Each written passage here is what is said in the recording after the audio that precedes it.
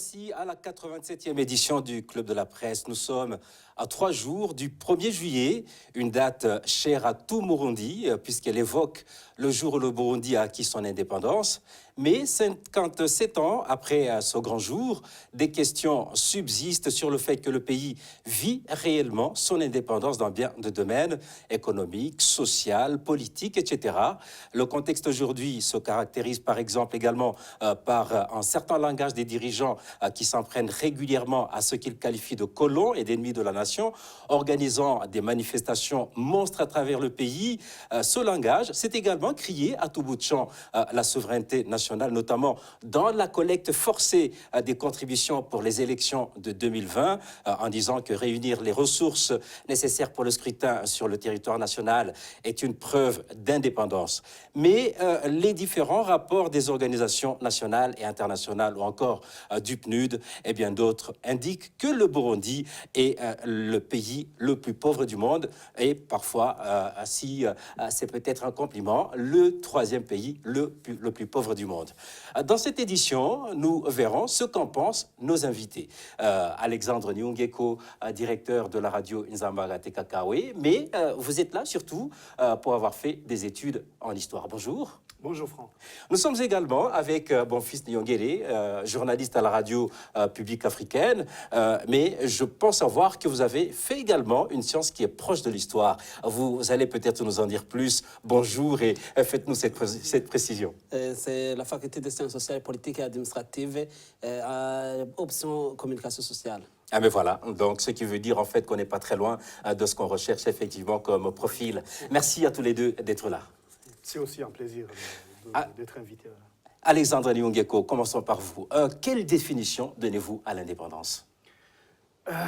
Pour commencer par le plus simple. C'est vraiment, je dirais que c'est large, l'indépendance, surtout que on peut parler d'indépendance politique, on peut parler d'indépendance économique, sociale, culturelle. Et donc, moi, je dirais simplement que c'est l'indépendance, ça signifie que la gestion quotidienne d'un État revient aux citoyens de cet État même. Est-ce qu'il n'y a pas une confusion avec la démocratie? C'est pas loin, parce que on ne peut pas parler de démocratie dans un pays qui n'est pas indépendant. Ce serait utopique. Et donc, je dirais qu'effectivement, l'indépendance a aussi certaines accointances avec la démocratie, bien évidemment, parce qu'un pays indépendant devrait être démocrate, même si ce n'est pas toujours le cas. Et donc, l'indépendance, certes, elle a été arrachée dans différents pays, mais bien évidemment, ce n'est pas évident que dans tous ces pays, il y a la démocratie. C'est une aspiration à laquelle on voudrait. Et l'indépendance aussi, c'est une aspiration, parce qu'il y a certainement des étapes par lesquelles il faut passer. Et il faut certainement il faut le recours à d'autres mécanismes comme la coopération, qui est généralement prévue dans les textes internationaux, dans les protocoles d'accord, dans les relations bilatérales ou multilatérales. Et donc, je dirais que c'est vraiment un ensemble. Oui, en parlant de ça, justement, est-ce que l'indépendance en tant que telle, est-ce que ce n'est pas un idéal? Est-ce qu'elle existe vraiment? Je pense que ce n'est pas vraiment un idéal. Hein. Je dirais que certes, c'est évolutif. C'est évolutif. Là où on était à 3 ans de l'indépendance, par exemple en 1965, ce n'est pas là où on était, par exemple... Vous voulez dire 3 ans après l'indépendance? 3 ans après l'indépendance. Ce n'est pas la même époque où on était, par exemple, en 1990, à la veille de l'introduction de la démocratie en Afrique, par exemple, avec la conférence de la Baule et d'autres. Donc, c'est une évolution. Je dirais que, d'ailleurs, sur le plan plutôt purement, j'allais dire, politique, aujourd'hui, on ne dirait pas que il n'y a pas vraiment cette réalité d'indépendance politique. Par contre, si sur le plan économique, je le disais, c'est pas à pas, parce que c'est réglé par c'est réglé par des relations bilatérales, multilatérales. Nous reviendrons certainement sur cet aspect de relations entre États. Oui. Nous sommes à 3 jours, bon fils, du 1er juillet, et 57 ans après l'indépendance, l'acquisition de l'indépendance du Burundi. Est-ce que le pays est vraiment indépendant? Le pays est vraiment indépendant. Mais la jouissance de l'indépendance par la population burundaise n'est pas comme l'avait souhaité le prince Louis Rwagasore lors de la lutte pour l'indépendance du Burundi. Qu'est-ce qu'il avait souhaité? Il avait souhaité la liberté d'expression des citoyens burundais. Il avait souhaité la jouissance des libertés des peuples pour les citoyens burundais. Il avait souhaité la prospérité des citoyens burundais. Il avait souhaité la prospérité de l'ensemble du Burundi et les bonnes relations diplomatiques du Burundi avec le concert des nations. Mais ce n'est pas le cas aujourd'hui. Pourquoi? Parce que les successeurs de Rwagasore, qui dirigent le pays aujourd'hui, ne sont pas de bons successeurs qui veulent donc imiter l'image et l'idéal et aussi l'idéologie de Rwagasore. Mais est-ce qu'à cette époque-là, à l'époque de Rwagasore, est-ce que ce n'était pas beaucoup plus un rêve? Est-ce que le Burundi remplissait les conditions pour que, effectivement, les vœux de Rwagasore puissent se concrétiser? Lorsque une personne fixe ses objectifs, il reste à savoir quels sont les moyens pour atteindre ces objectifs. Il fallait laisser Rwagasore et ses compagnons acheminer le Burundi vers cette idéologie et vers aussi ce progrès qu'avait pensé le prince lorsqu'il a lutté pour l'indépendance du Burundi. Donc, il y a eu la rupture de dirigeants parce que le prince Rwagasore a été assassiné une année ou 2 mois avant l'indépendance. Pourquoi? Parce que, au moins, les bergers qui dirigeaient le pays à l'époque n'ont pas pu digérer la défaite du PDC. Quand vous parlez du PDC, ça veut dire quoi, le PDC? C'est le parti qui était parti démocratique et chrétien, mais qui était opposé à l'UPRONA? Qui était opposé à l'UPRONA. Et à l'indépendance aussi. Il était opposé à l'indépendance immédiate. Donc, c'était une façon de démontrer qu'il n'était pas prêt à quitter le Burundi. Mais vous avez dit tout à l'heure que les Burundais étaient aujourd'hui indépendants, mais on n'a pas compris par quels critères est-ce que vous dites qu'ils sont indépendants? Ils sont indépendants parce qu'ils décident de leur politique et de l'avenir de leur pays.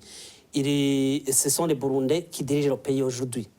Ce sont les Burundais qui décident de leur avenir, de leur destin. Mais quand vous dites ce sont les Burundais qui dirigent le pays aujourd'hui, qui décident de leur destin aujourd'hui, est-ce que quand vous allez voir, disons, un paysan de Tchendajuru, est-ce que vous lui dites c'est vous qui dirigez le pays, est-ce qu'il dira oui? Il dira oui parce que celui-là, qui se rappellera qu'à l'époque de l'indépendance, un homme de 3 à 5 enfants, 2 femmes, 4 femmes, s'allonger à terre, ventre à terre, taper sur ses fesses avec de la chicotte, il croira qu'il y a eu l'indépendance. Puisqu'aujourd'hui, même si l'indépendance totale ou politique n'est pas aussi au rendez-vous, il y a eu l'indépendance. Au moins. Il y a eu un gémier, mais aujourd'hui, depuis 2015, on s'achemine vers une situation purement catastrophique qu'à l'époque des colonisateurs. Puisque l'époque des colonisateurs, ils tapaient avec la chicotte. Aujourd'hui, il met des poudres, il te tape avec des fouets et il laisse des plaies.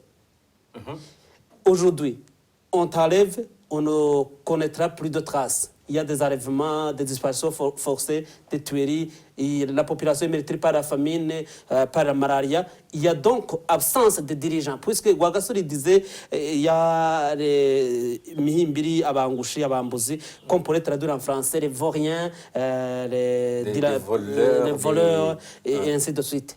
Et donc aujourd'hui, ceux qui dirigent le pays sont ceux que Rwagasore nommait Mihimbiri.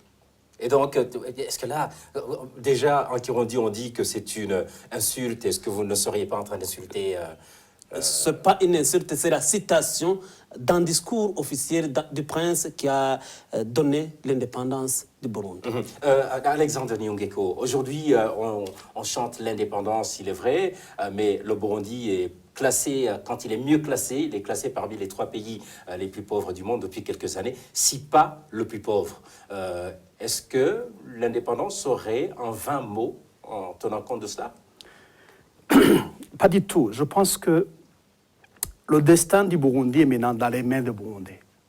Ça, je dirais, c'est une autre définition de l'indépendance. Donc, malheureusement, peu importe la manière, mais c'est entre les mains des Burundais. Absolument. C'est vraiment dans les mains des Burundais. Et malheureusement, aujourd'hui, le Burundi est tombé dans les mauvaises mains. Comme il le disait si bien, Rwagasore disait que les voleurs n'auront plus de place. Les criminels n'auront plus de place dans un Burundi indépendant. Malheureusement, aujourd'hui, nous avons un système mafieux et criminel qui tient en otage tout un peuple burundais, qui a instauré effectivement ce système mafieux pour pouvoir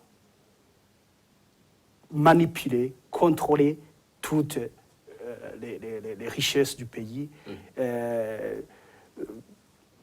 violer au vu aussi de tout le monde.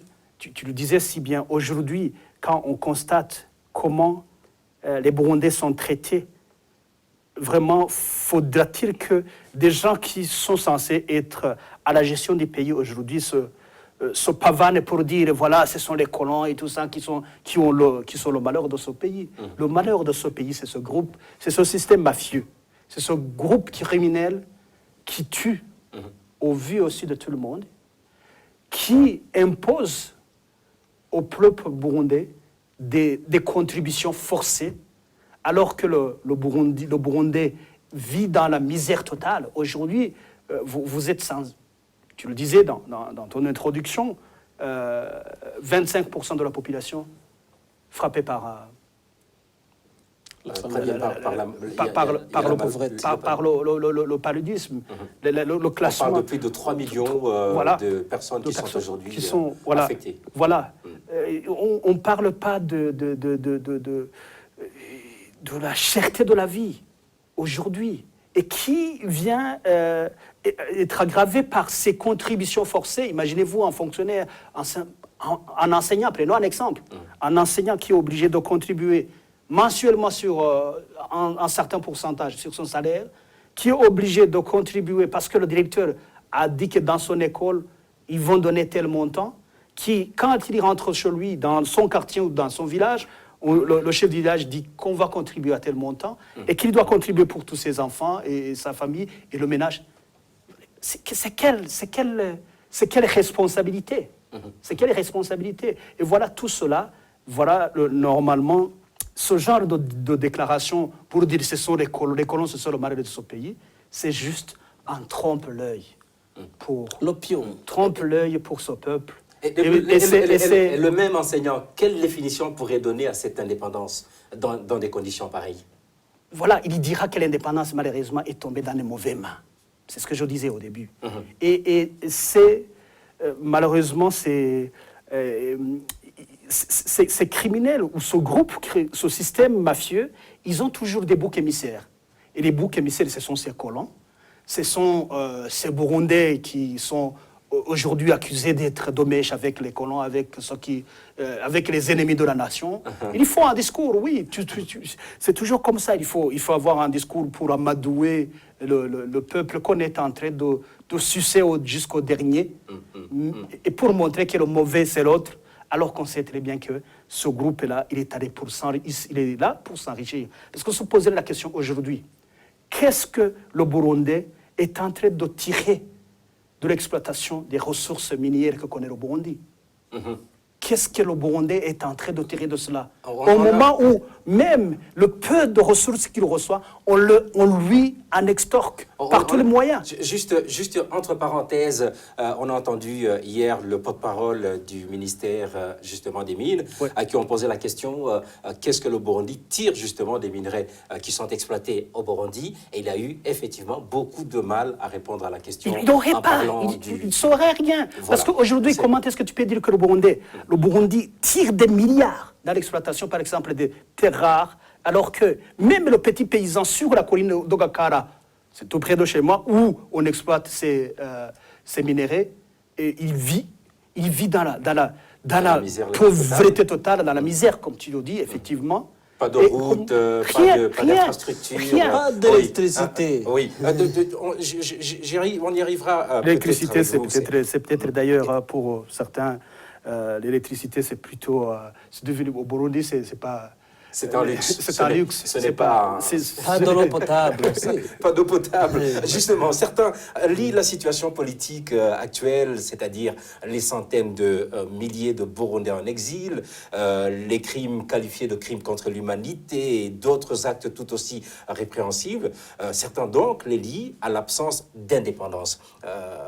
C'est votre avis, mon fils? Non. L'indépendance, il y a.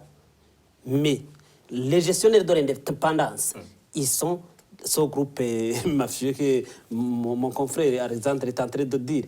L'indépendance, il y est au Burundi. Oui, il y a l'indépendance.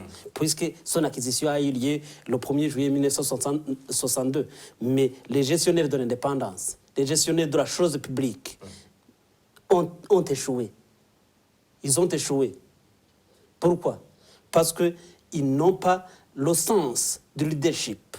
Ils n'ont pas le sens de responsabilité. Ils n'ont pas le sens du respect de la chose publique pour le bien du citoyen ou du peuple burundais. Et pourtant, ils chantent tous les jours que tout va bien au Burundi, que les caisses... C'est le trompe-l'œil. C'est le trompe-l'œil. Pleines, que les champs fleurissent. Alors que la population est meurtrie par la famine.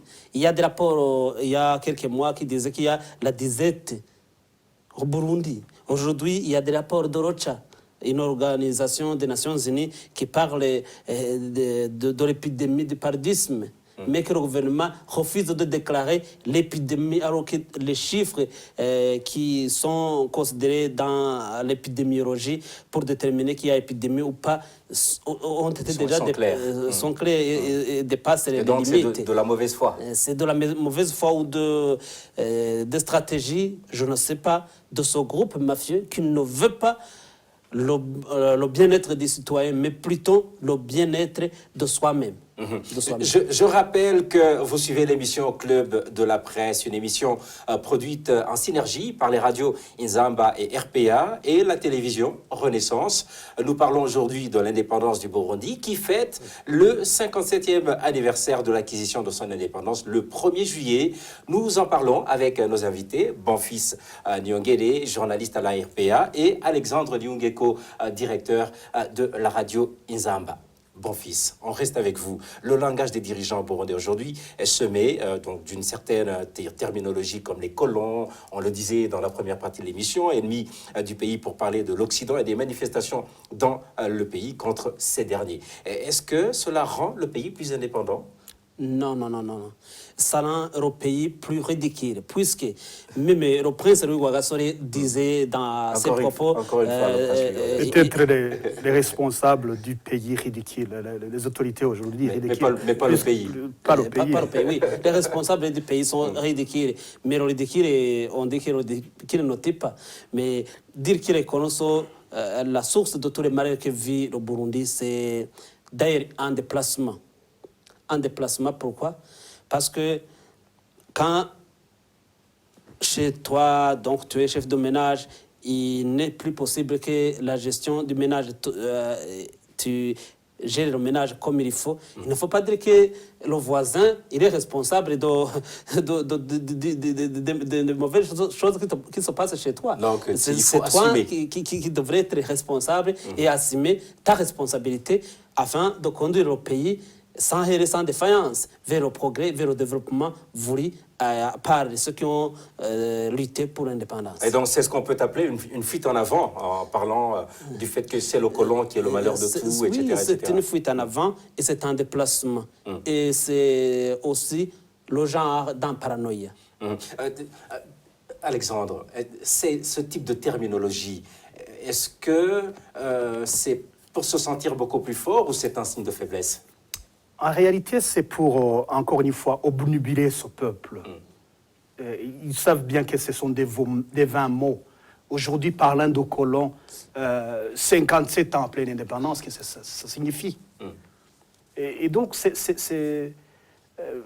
je lui dis, c'est vraiment ridicule, purement et simplement, parce que là, personne ne peut gober cela. Si ce n'est que peut-être parce que... Mais comment vous dites personne ne peut gober cela alors que nous voyons des milliers de gens... Vous savez bien comment C'est la ces milliers sont coercition. là-bas. C'est la coercition. Vous savez très bien comment ces gens arrivent là-bas. Ils sont obligés d'aller dans ces routes-là parce que s'ils n'y vont pas, on va les couper. Il y aura des représailles. Il y aura des représailles, absolument.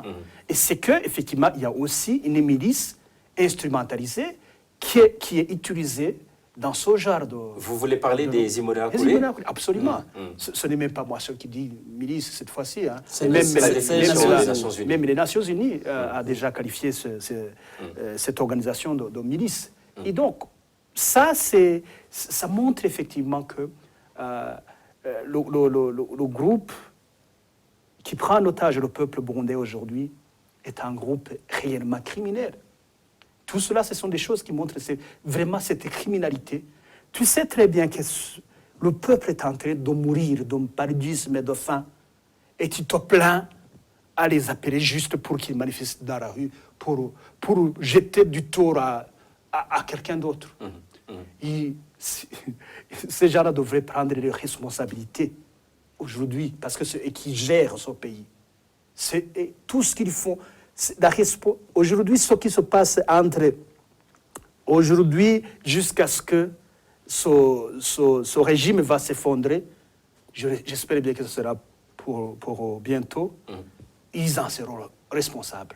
Mais vous parlez de criminels, or c'est la même communauté internationale qui fait des rapports, ils parlent effectivement des crimes qui sont en train de se commettre et qui les qualifient de crimes contre l'humanité. Mais on a vu qu'en Côte d'Ivoire, par exemple, on a dit exactement la même chose pour ce qui s'est passé en 2010-2011 avec Gbagbo, mais qui a été blanchi. Enfin, il n'est pas encore totalement blanchi, mais c'est presque ça.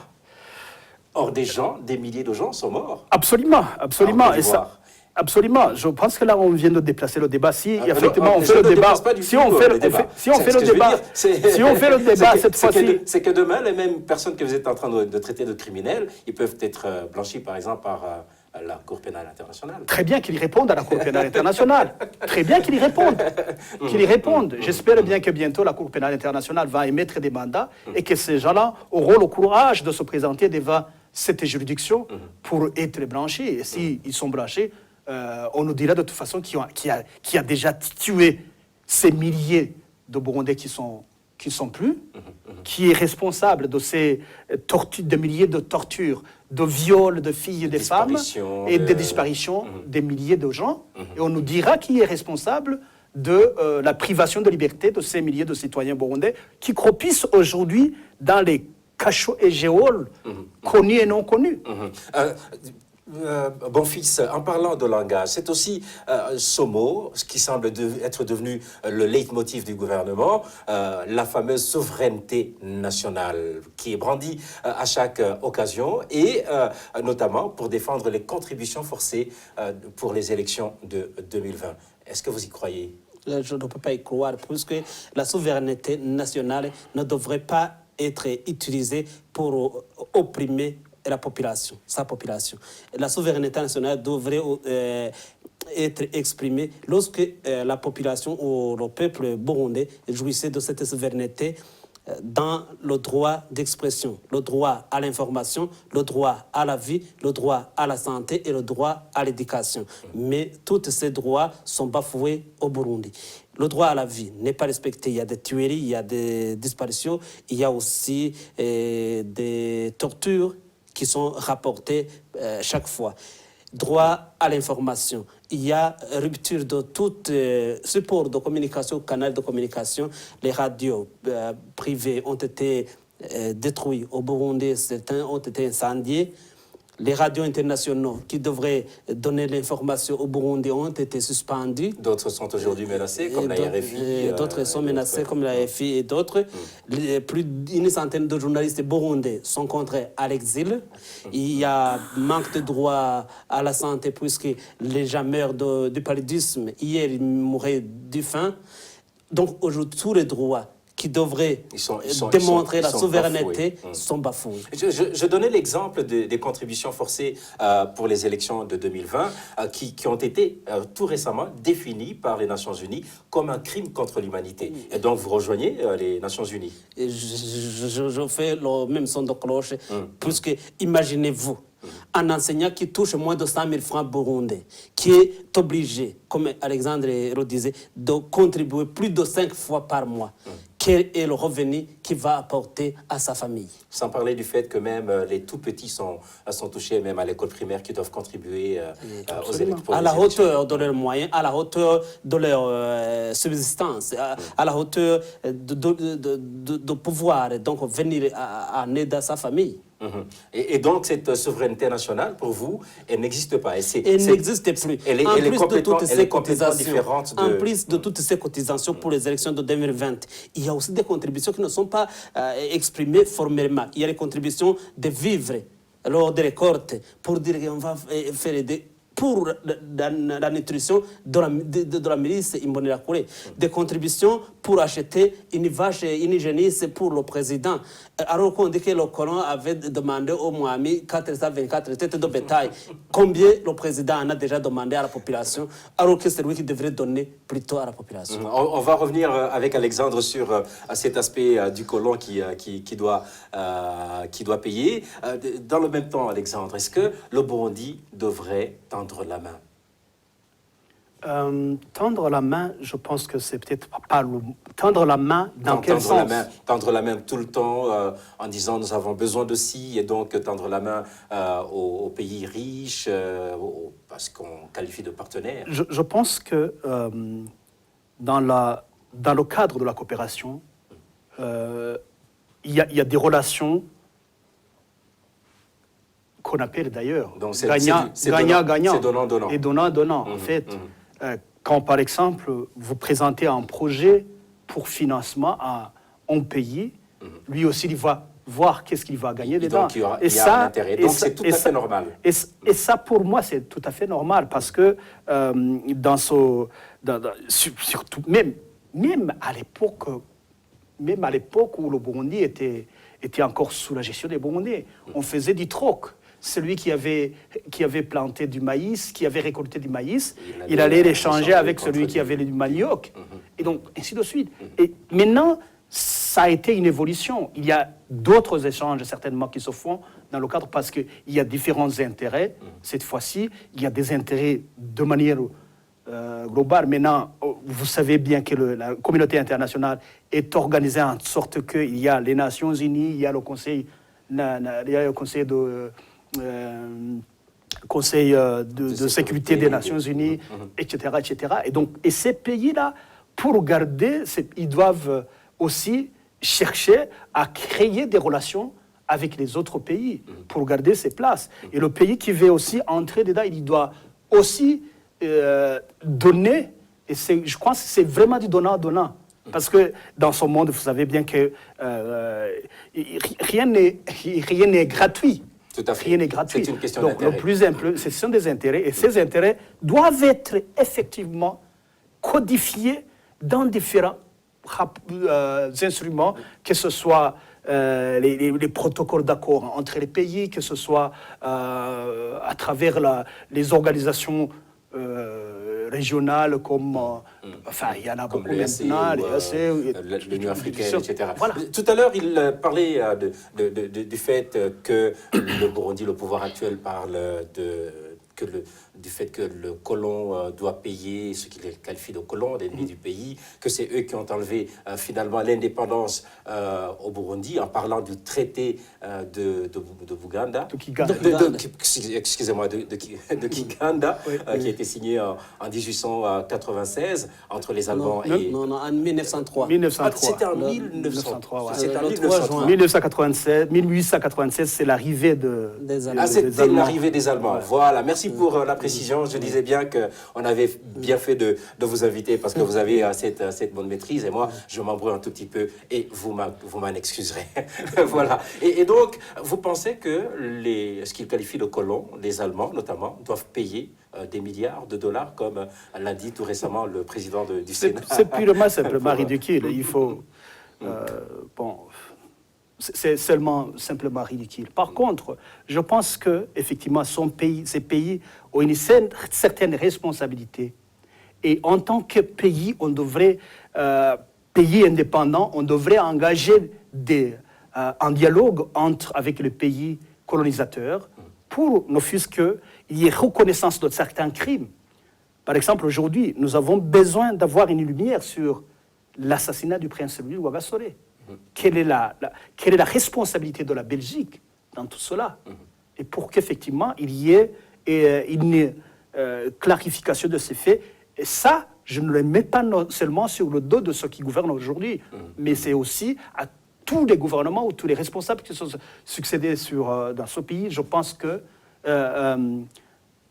jusqu'à maintenant, s'il y en a qui ont tenté de le faire, de toute façon, rien n'est visible aujourd'hui sur cela. On a besoin vraiment de voir quelle est la lumière sur cet assassinat.